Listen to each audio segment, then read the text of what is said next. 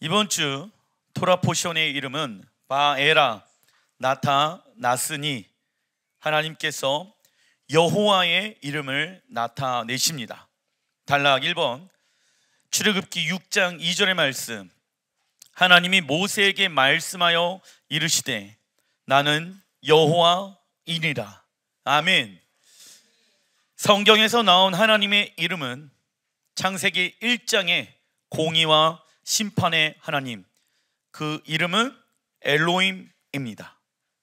그리고 창세기 17장 1절부터 6절에 나와 있는 전능하신 하나님께서 우리를 양육하시고 생육하게 하시고 번성케 하시는 하나님, 그 이름은 엘 샤다이입니다. 그리고 이번 주 토라 포션 출애굽기 6장에 나와 있는 자비와 인자와 긍휼의 하나님, 그 하나님의 이름은 여호와 하나님이십니다.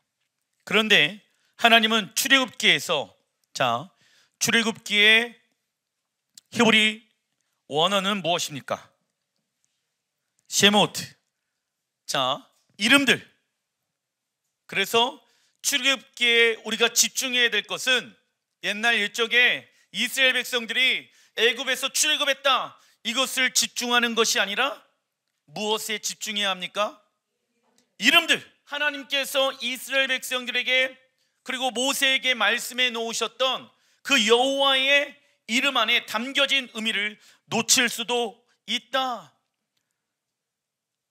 첫째, 여호와 하나님은 어떠한 분이실까요? 온 우주의 왕이십니다. 제사장들이 축복 기도하게 되어졌을 때 제일 먼저 사용되어지는 문장, 같이 한번 읽어보겠습니다. 시작. 바루가타 아도나이 엘로에이누 멜렉 하울람.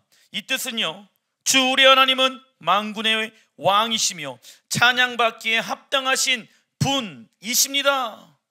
그리고 축복 기도할 때 함께 사용되어지는 문장은요, 아비누 멜케이누입니다. 우리 왕이신 우리 아버지. 따라해 주시면 감사하겠습니다. 아비누 멜케이누. 우리 하나님은 온 우주의 왕이시며 동시에 우리의 아버지 되십니다. 믿으십니까? 이것이 우리의 정체성이지요. 그러나 인본주의적 해석은요, 분리를 시켜놨습니다. 온 우주의 왕이신 하나님의 이름과 하나님 아버지의 이름을 분리를 시켜놓고 그때부터 해석하기 시작한다.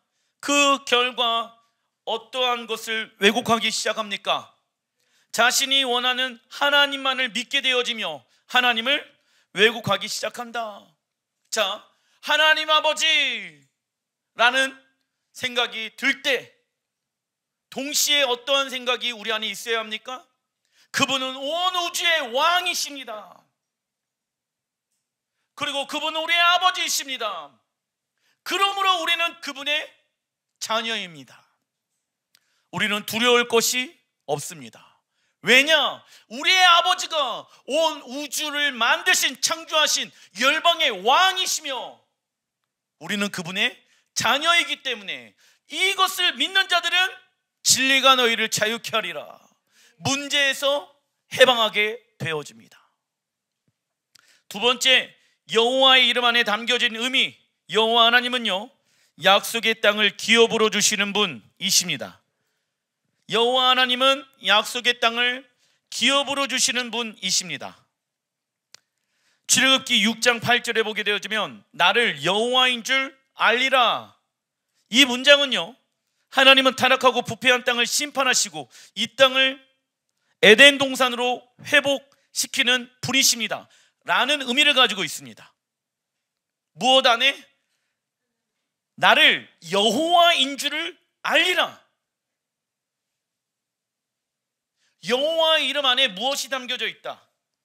하나님은 타락하고 부패한 땅을 심판하시고 이 땅을 에덴 동산으로 회복시켜 주시는 분이십니다. 왜냐? 모세가 하나님 어떠한 분이십니까? 나는 여호와다.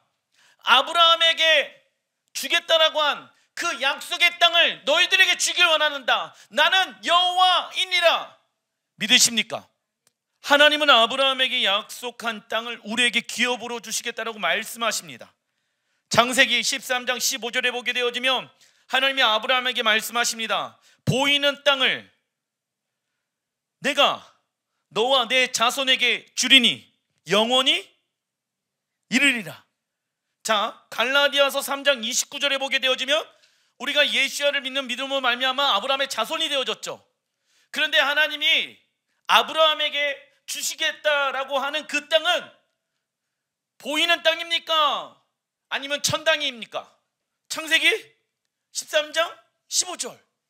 보이는 땅을 너와 내 자손에게 주리니 언제까지? 영원히 이르리라. 하나님이 아브라함에게 주시겠다라고 한 그 약속의 땅은 이 땅이며 예루살렘이며 그 예루살렘은 영원히 존재할 것입니다. 우리는 그래서 어디를 향하여 정렬해야 합니까? 예루살렘. 왜? 여호와 이름 안에 담겨져 있는 의미가 약속의 땅으로 우리를 인도하시는 하나님. 믿으십니까?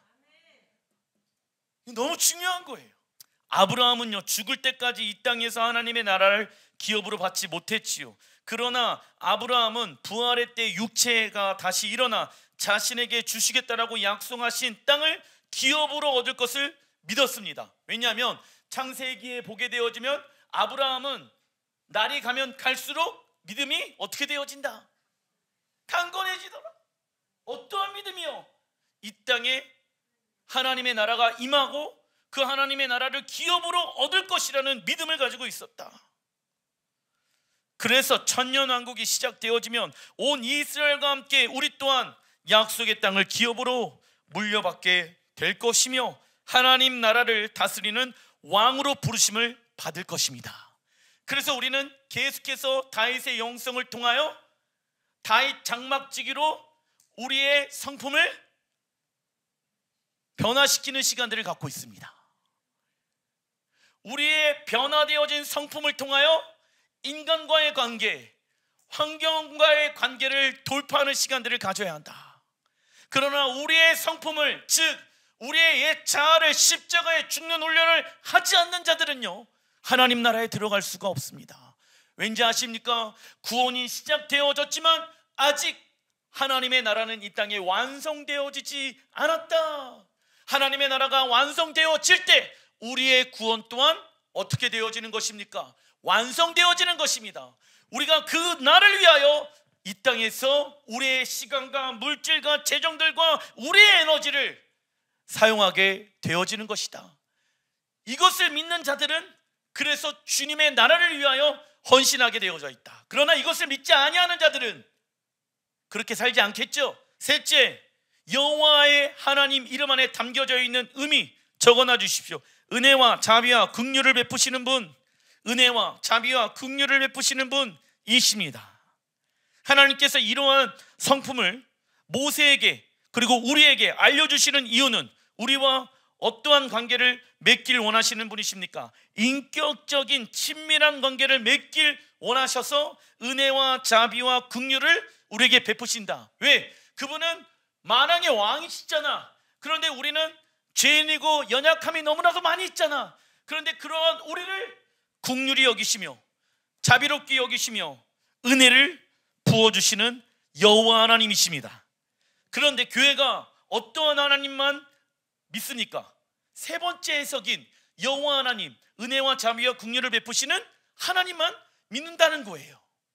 어떤 거는 안 믿어요. 약속의 땅을 기업으로 주시는 여호와 하나님, 온 우주의 왕이신 여호와 하나님,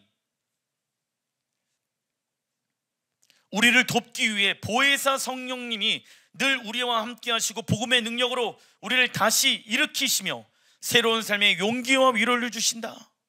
이처럼 우리가 여호와의 하나님 이름 안에 담겨진 의미를 알게 되어졌을 때 우리의 무엇이 성장하게 되어집니까? 믿음. 믿음의 성장은 언제 일어난다? 하나님이 어떠한 분인지 알게 되어졌을 때 우리의 믿음은 성장하게 되어진다. 그러나 사단은 여호와 하나님 이름 안에 담겨진 의미를 우리 안에서 왜곡시키고 있습니다. 출애굽기 6장 9절 같이 한번 읽어보겠습니다. 시작. 모세가 이와 같이 이스라엘 자손에게 전하나 그들이 마음이 상함과 가혹한 노욕으로 말미암아 모세의 말을 듣지 아니하였더라. 마음이 상하게 되어졌을 때, 가혹한 노욕을 하게 되어졌을 때, 그때부터 누구의 말을 듣지 아니합니까?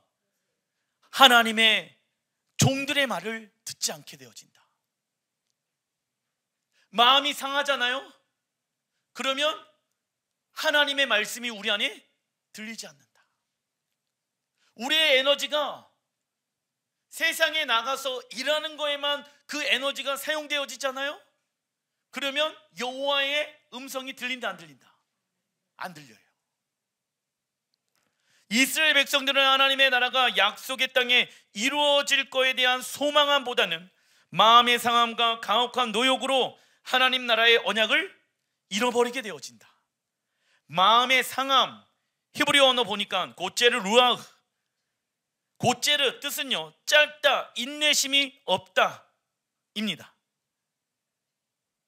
우리의 마음은 언제 상하고 있는가 점검해 봐야 한다.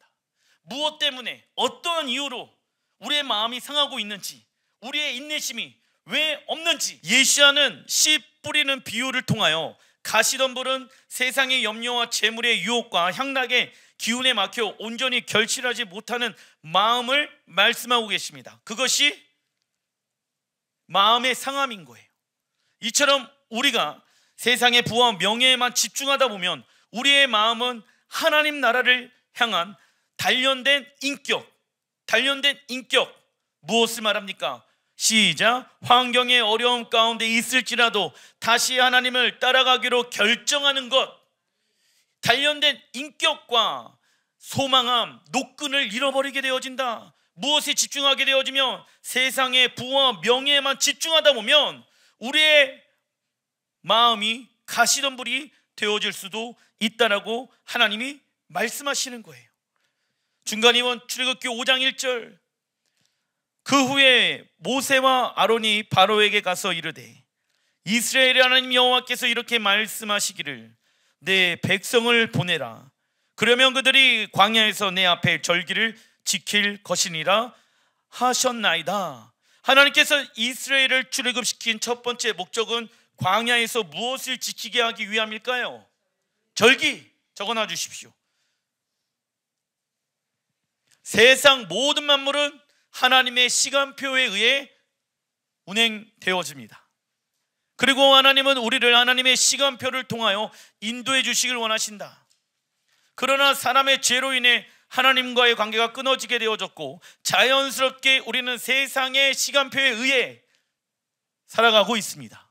그래서 예수야가 이 땅에 초림하여 우리의 죄의 문제를 해결하시고 하나님의 봄의 절기를 성취하십니다. 이때 하나님은 우리를 당신의 시간표 안으로 불러주고 계시죠. 그리고 예수야는 이 땅에 다시 재림하셔서 하나님의 가을 절기를 성취하실 것이며 우리의 구원을 완성시킬 것입니다. 그래서 우리는 절기의 사이클을 통하여 이 땅에서 완성되어질 하나님 나라의 믿음으로 살아가는 삶, 예행 연습을 해야 한다는 것이죠. 왜? 광야에서, 이 땅 광야 같은 곳에서 하나님의 나라에 들어갈 준비를 하여라. 예행 연습을 하여라. 가을 절기를 성취하기 위하여 왕이신 예수님께서 이 땅에 다시 오신다. 너희들의 모든 시간표를 하나님 나라의 시간표로 바꾸어라. 적그리스도는 하나님의 때와 법을 바꾸려고 할 것입니다. 다니엘서 7장 25절에 나와 있죠. 왜? 적그리스도는요, 교회가 하나님의 절기를 아는 것을 두려워한다, 싫어한다. 왜? 하나님의 사람들이 깨어 일어나요. 자신의 삶을 하나님의 시간표에 정렬하기 때문에. 하나님이 예수와 왕이신 예수와께서 언제 그분이 오실 것인지 알 수 있는 시간표가 무엇입니까? 절기인 거예요. 절기를 통하여 하나님 여호와의 때를 알 수 있는 시간들을 우리는 가져야 되는데 그 절기를 알지 못한다라고 하면은 우리는 그 때를 알 수가 있을까요? 없을까요? 없습니다. 그래서 데살로니가 교회에게 사도 바울이 얘기하죠. 너희들에게는 내가 그 때에 대해서 쓸 것이 있다 없다? 없다. 왜? 너희들은 절기와 토라를 지키고 있었기 때문에. 두 번째 이유에 대해서 출애굽기 7장 16절에 말씀합니다.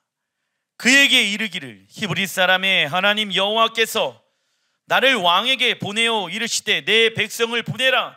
그러면 그들이 광야에서 나를 섬길 것이니라. 아멘. 하나님께서 이스라엘을 출애굽시킨 두 번째 목적은 여호와 하나님을 무엇하기 위함입니까? 섬기게 하기 위함입니다.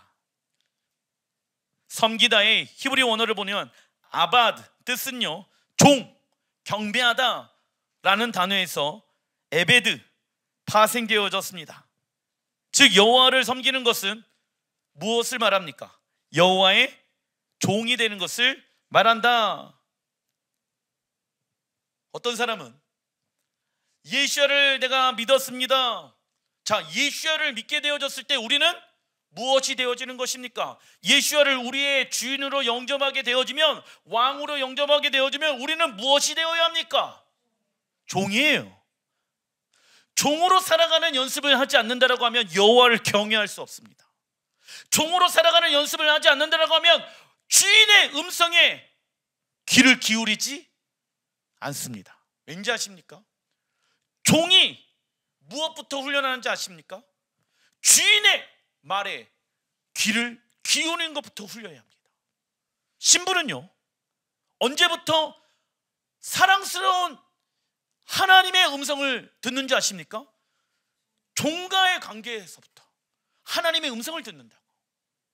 그런데 사람들은요 인본주의적으로 종의 단계는 낮은 차원이라고 생각한다고. 예수야를 믿기 시작하면은 그 시작은 무엇입니까? 종으로 시작하는 거예요. 종. 그런데 그 주인이신 하나님은요 우리를 구원해 내시기 위해, 우리를 살리시기 위해 당신의 하나밖에 없는 아들 예수야를 죽였다라는 거예요. 그러한 주인이 있습니까? 없습니까?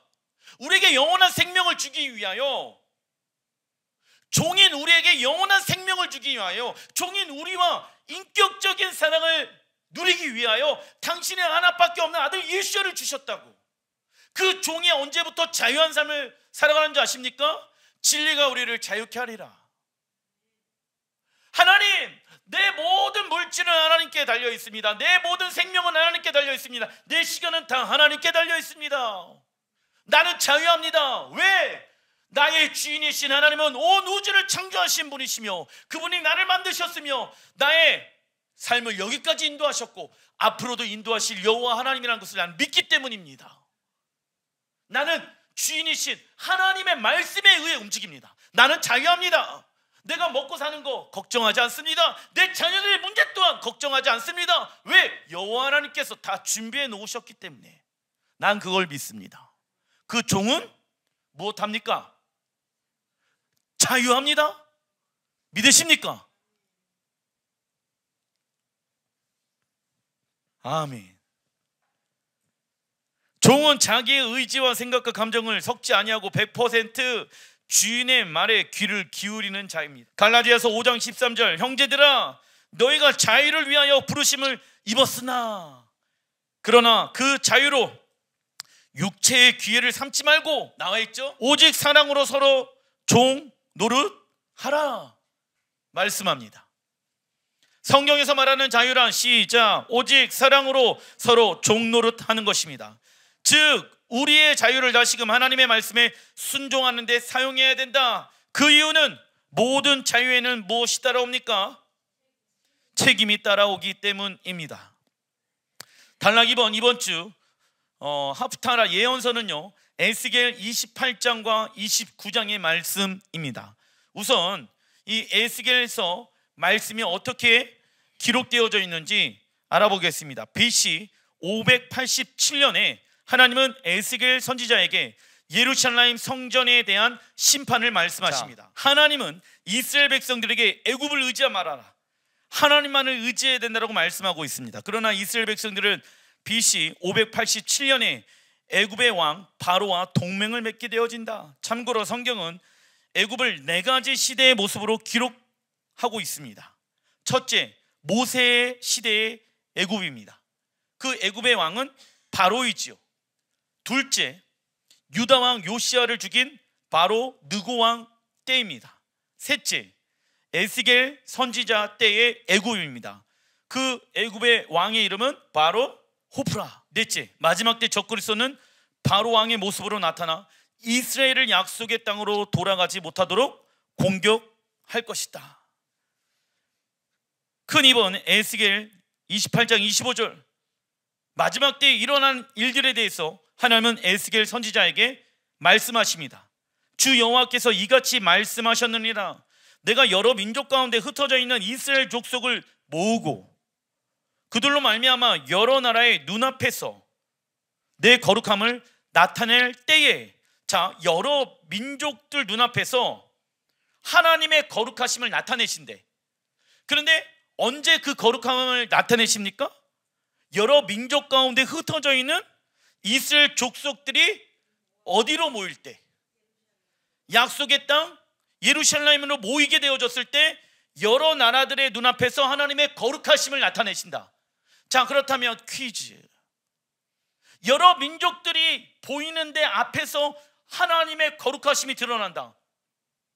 이스라엘 백성들을 열방에서 모으시는 때, 그때가 언제일까요? 그렇지, 아마겟돈 전쟁 때인 거예요. 지금 그들이 고국 땅 곧 내종 야곱에게 준 땅에 거주할지니라 나와 있죠. 고국 땅, 약속의 땅. 놀라운 말씀입니다. 26절, 그들이 그 가운데 평안히 살면서 예루살렘에서 더 이상 예루살렘이 이방인에 의해 짓밟지 아니하고 어떻게 되어집니까? 샬롬이 임하게 되어진다. 포도원을 만들고 그들이 사방에서 멸시하던 모든 자를 내가 심판할 때, 사방에서 이스라엘을 지금 계속 무엇을 합니까? 멸시하고 있죠. 반유대주의, 그죠? 이란, 아랍 국가의 비전, 이스라엘을 이 땅에서 없애버리자. 이스라엘을 멸시하는 모든 자를 하나님이 무엇 하신다? 심판하신다.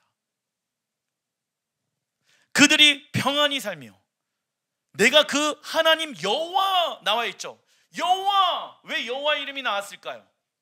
여호와 이름에 담겨져 있는 의미, 약속의 땅으로 우리를 인도하시는 하나님, 여호와 하나님이신 줄 그들이 알리라.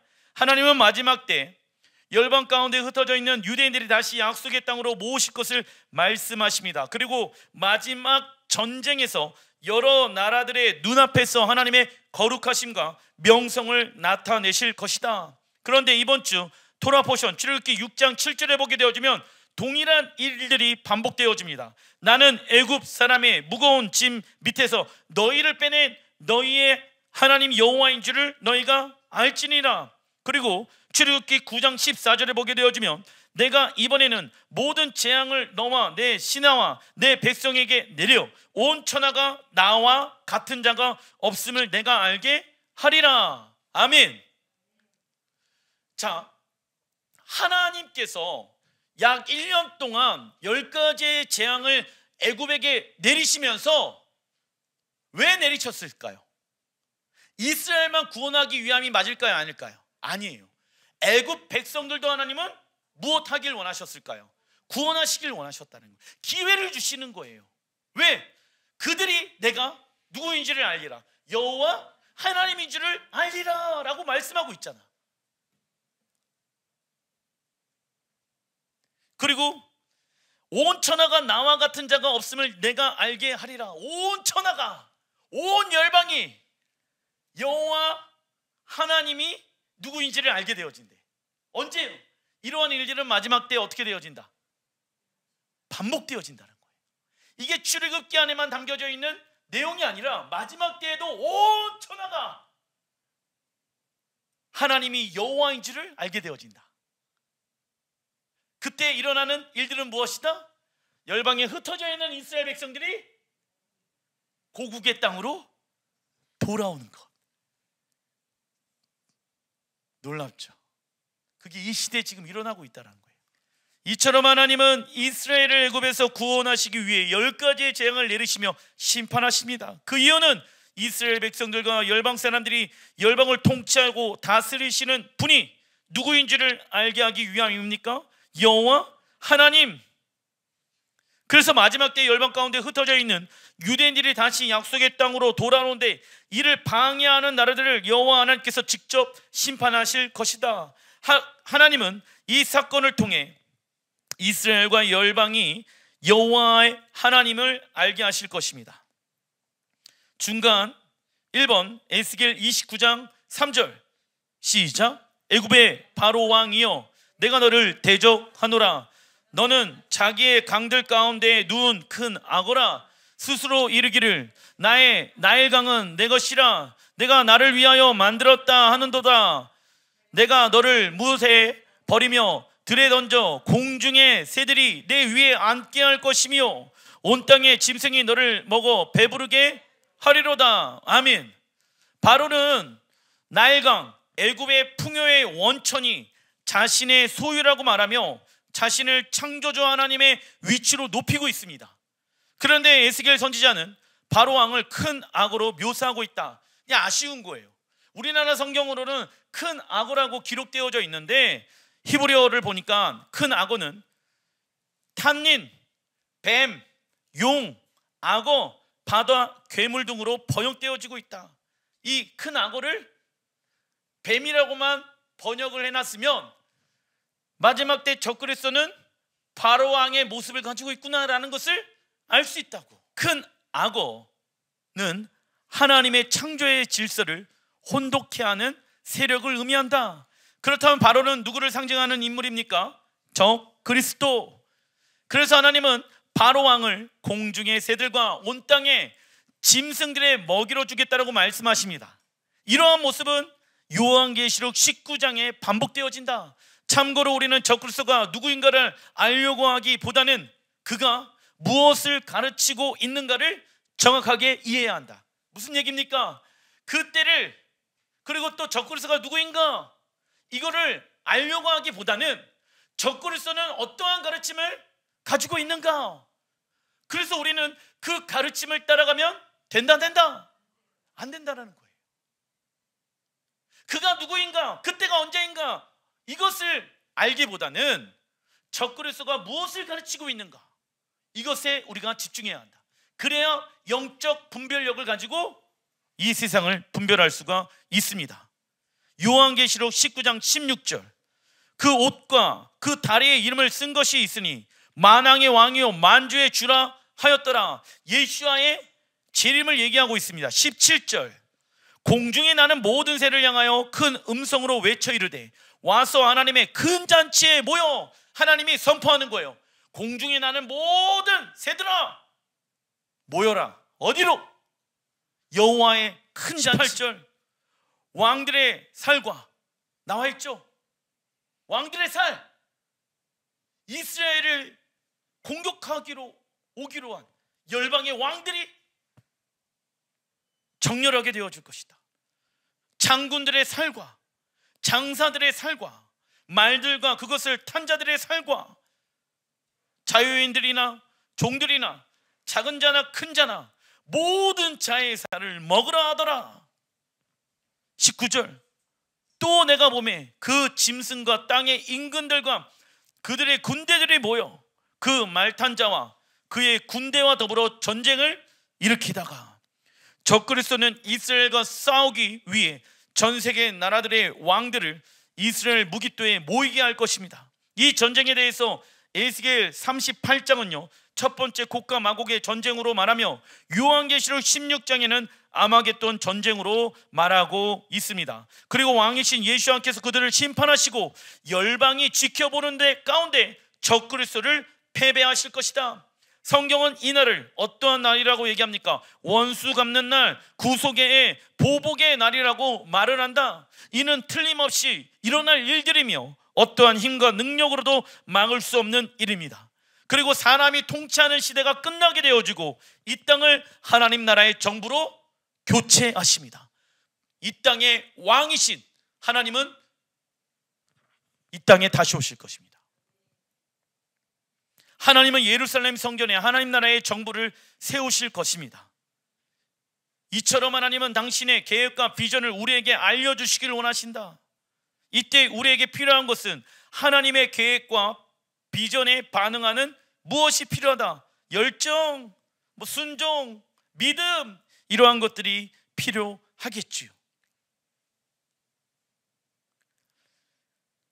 작은 2번 에스겔 29장 6절, 애굽의 모든 주민이 내가 여호와인 줄을 알리라. 애굽은 본래 이스라엘 족속에게 갈대 지팡이라. 왜? 이스라엘 백성들이 누구를 의지합니까? 애굽. 그런데 그 애굽이 갈대로 만들어졌다는 거예요. 갈대 지팡이. 내가 기대고 싶은데 기대는 순간에 어떻게 되어진다? 꼬꾸라진다고. 갈대는 힘이 있어요, 없어요?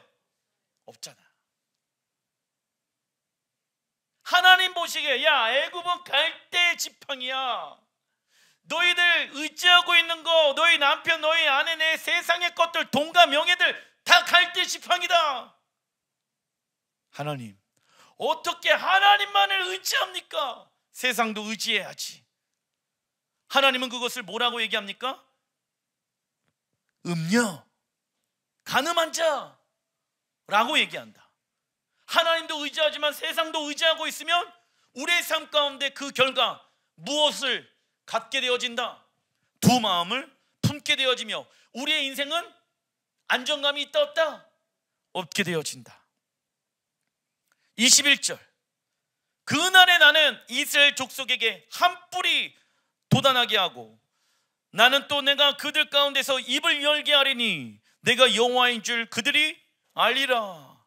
애굽은 이스라엘 백성들에게 갈대 지팡이와 같은 존재입니다. 갈대 지팡이는 사람의 체중을 싣고 걷게 되면 금방 부러진다. 이처럼 우리가 하나님을 의지하지 아니하고 다른 것을 의지하는 순간부터 갈대 지팡이를 의지하게 되어집니다.